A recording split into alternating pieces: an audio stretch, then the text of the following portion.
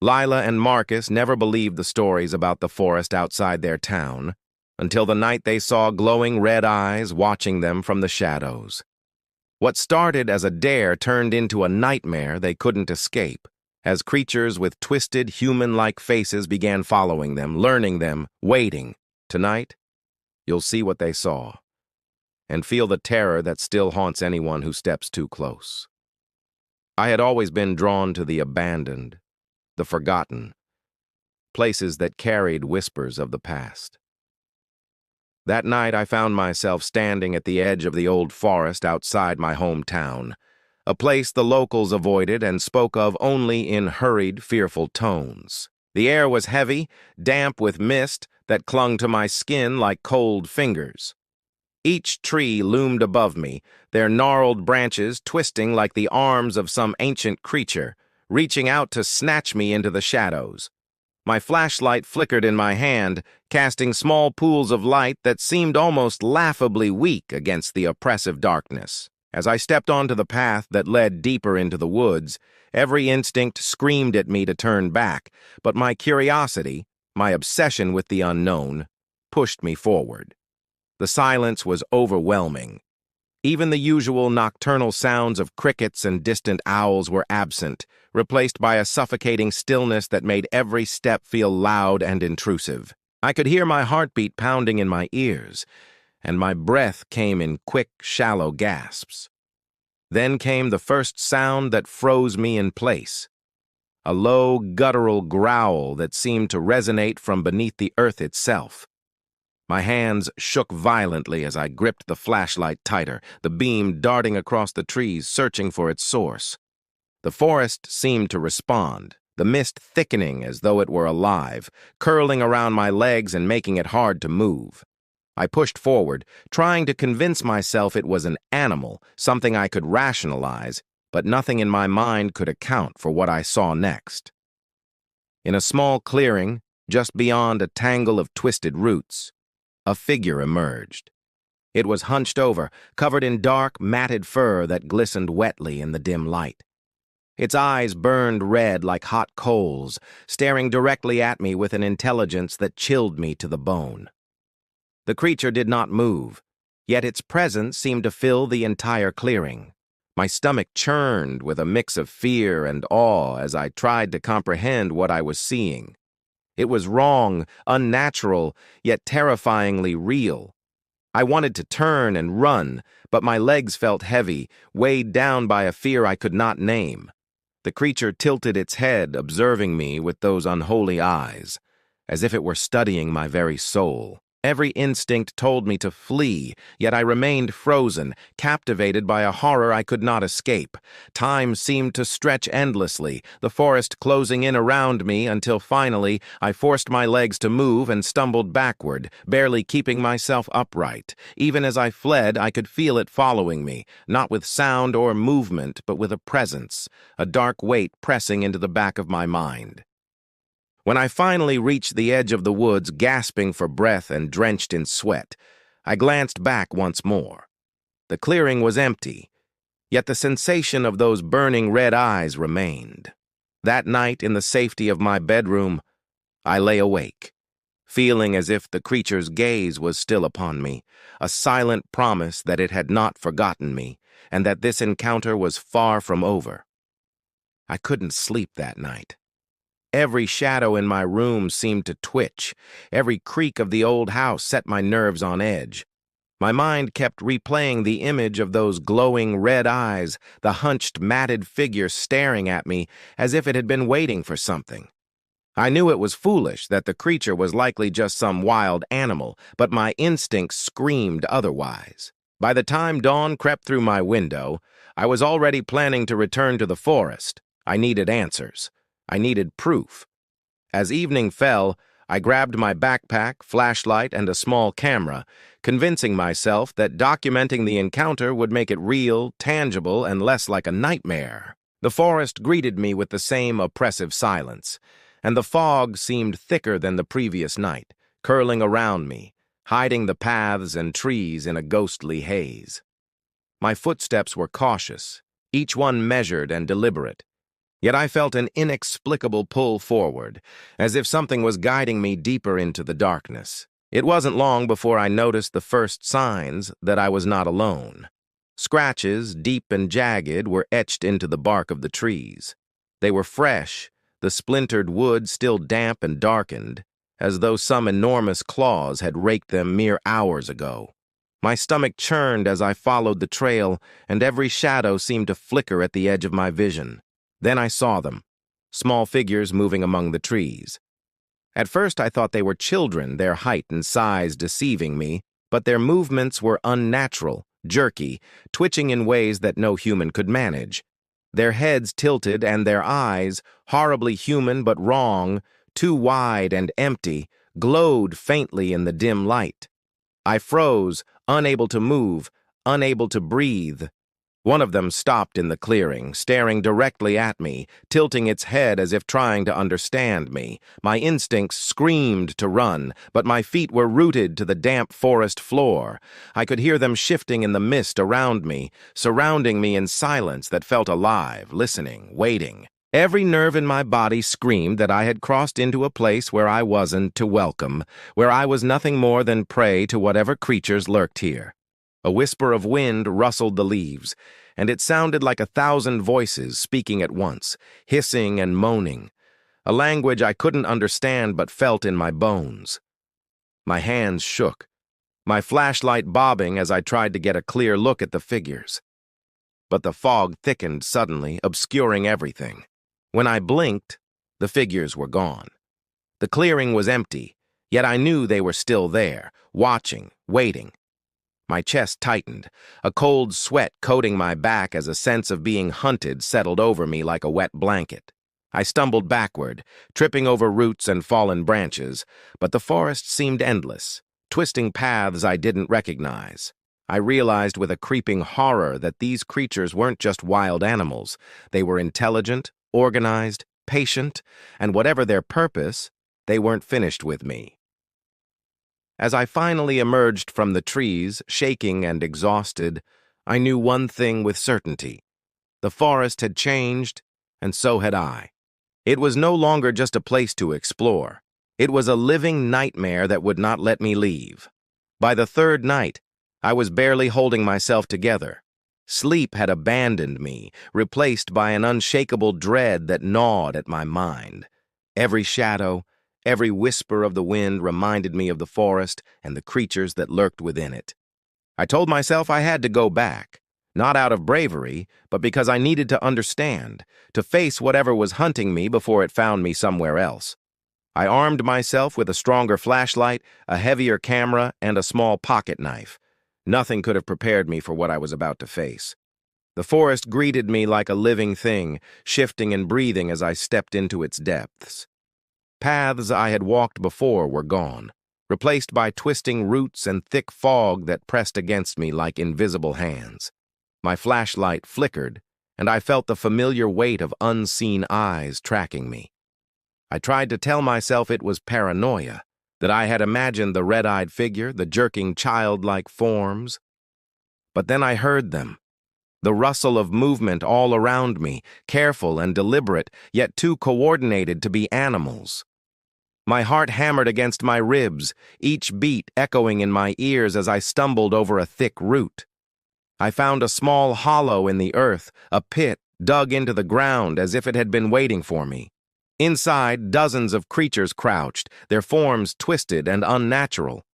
They were smaller than the first figure I had seen, but their shapes were grotesque. Limbs too long, bodies contorted, faces that mimicked humans but were horribly wrong. Their eyes glowed faintly, reflecting the beam of my flashlight, and they didn't move as I entered. They watched me. The silence was unbearable, thick and heavy, pressing in from all sides. One of the creatures rose slowly, its movements shockingly human, yet jerky, stilted, like a puppet on invisible strings. It sniffed the air around me, tilting its head as if deciding my fate. My skin crawled, every hair standing on end. I realized with growing horror that these creatures were not mindless. They were studying me, learning my reactions, predicting my movements. I took a careful step backward, and dozens of pairs of glowing eyes followed, tracking me with unnerving precision. The pit seemed to pulse, the earth itself trembling slightly under my feet, and I felt a wave of nausea wash over me. Then, the first creature hissed, a low, terrifying sound that made my teeth ache. Its companions responded, echoing it, a chorus of unnatural voices that filled the hollow. I backed away, my knife shaking in my hand, and stumbled into a thick patch of mist. When I blinked, the creatures were gone. The hollow was empty, yet the sensation of their attention remained, as if the forest itself was aware of me. My chest heaved, lungs burning, as I realized the truth. I was being hunted, but not in the way I expected. The creatures weren't attacking yet, they were learning, adapting, and the longer I stayed, the more they understood. I ran blindly through the twisting paths, the fog pressing in from all sides. Every step felt like falling deeper into a trap, and I knew the forest would not let me go easily. Somewhere in the distance, I heard a guttural laugh, low and resonant, and I knew with a chilling certainty that my nightmare was far from over. The forest had claimed me, and it would not release me willingly. By the fourth night, I could no longer ignore the creeping terror that had followed me beyond the forest. The streets near my home felt hollow, the usual sounds of night replaced by a deafening silence that pressed against my ears. I tried to convince myself I was imagining it, that the scratches on my windows and the fleeting shadows outside were tricks of my mind, but every instinct screamed the truth. The creatures had followed me. I barricaded my doors and windows as best I could, yet the sound of scratching persisted, sometimes faint, sometimes loud enough to make my heart leap into my throat. Despite the fear gnawing at me, I felt drawn back to the forest. I told myself I had to confront them, to understand the nightmare that had wrapped itself around my life. I carried my flashlight and knife, but the moment I stepped outside, the night air felt heavier, thicker, as if the darkness itself had substance. Every shadow seemed to stretch toward me, and I could hear footsteps following, soft, deliberate, keeping pace with me even when the street was empty. Panic and confusion warred in my mind. How could creatures of the forest move so silently through the city? When I reached the edge of the trees, I realized the forest had changed. It no longer seemed like a collection of trees and roots. It was a living, breathing entity. Branches twisted unnaturally, forming walls that blocked the paths I had known. Mist swirled at my feet and rose higher, obscuring the ground and hiding movement within. Then I saw it. A massive silhouette among the trees, larger than any human, hunched and muscular, with glowing red eyes that pierced the darkness. Behind it, hundreds of smaller figures stirred, their twisted forms barely visible through the fog. They did not run. They did not hide. They simply watched, waiting for me to move. I tried to back away, but the forest seemed to shift around me, forcing me deeper into its grip. Every step I took led me into tighter spaces, and the fog clung to me, damp and cold. I realized with horror that the creatures were not just following, they were guiding me, herding me into a trap. I stumbled over roots and rocks, my chest heaving, when I tripped over something soft. Looking down, I froze. Dozens of tiny eyes reflected my flashlight, peering up at me from the undergrowth. These were smaller versions of the creatures, deformed and horrifying, crawling through the dirt toward me. The massive figure moved closer, its steps silent despite its size. My knife felt useless in my hand, my flashlight flickering as if trembling alongside me. A low, guttural growl resonated through the forest, vibrating in my chest, and I understood with bone-deep certainty that the forest and its creatures were one, and I was trapped within it. Every instinct screamed to run, but the paths twisted and turned, leading me nowhere. My body shook uncontrollably, and I could feel the air growing heavier, charged with a malevolent intelligence that seemed to mock me. When I finally broke free of the densest part of the forest, I realized the city itself felt changed. Shadows lingered longer than they should, Corners of streets and alleyways seemed to pulse with movement, and the whispering sounds followed me wherever I went. The creatures were no longer confined to the forest. They had found a way to reach me anywhere, and the realization settled over me like ice. I was not safe, and I would never be free. By the fifth night, fear had become a constant weight pressing on me, heavier than sleep deprivation, heavier than hunger. My apartment felt less like a sanctuary and more like a cage, each shadow stretching impossibly long across the walls. Scratches ran along the doorframe where my barricades had failed, and faint whispers echoed through the vents, low and deliberate, filling the room with voices I couldn't comprehend, but felt in my bones. I knew with certainty that the creatures had found a way inside. They were no longer bound to the forest. They were in my world, and I could not escape them. I tried to stay awake, clutching my flashlight like a lifeline, watching every corner, every flicker of darkness. The air seemed charged, vibrating with anticipation, as if the creatures were waiting for the exact moment to strike. Then I saw it. A small, hunched figure at my window, its eyes glowing red, reflecting the pale light of the street lamps outside. My stomach turned to ice. I raised the flashlight, but it did not flinch or retreat. It simply stared, tilting its head unnaturally, studying me. A cold realization hit me. This was no longer an external threat. It knew me. It had learned me. It had become something inside my own mind, mirroring my fears and thoughts. I stumbled back from the window, my heart hammering, when I noticed a second figure, and then a third. They appeared silently, materializing at the corners of my room, at first glimpses, then fully visible. Their faces were grotesque parodies of human features, twisted yet familiar, with wide eyes that mirrored my own. I backed into a corner, feeling the walls close in, and noticed something that made my blood run cold. The creatures' faces were not just grotesque, they were mine. Every tiny twitch, every subtle scar, every expression of terror reflected my own features. A low, resonant growl filled the room, and I realized the horrifying truth. I had not been merely hunted. I had been observed, studied, and transformed. Something of the creatures had attached itself to me, reshaping the world around me to trap me in a reflection of their twisted existence. The whispers intensified, forming words I could almost understand, urging me to accept what was happening. I shook my head violently, but even as I did, I felt my own body betraying me. My limbs twitched uncontrollably, subtle distortions spreading across my reflection in the cracked mirror on the wall. I tried to flee, but the apartment itself seemed to resist me. Doors warped, windows shifted, corners stretched into impossible angles. Shadows moved independently, pressing into my vision, filling every space.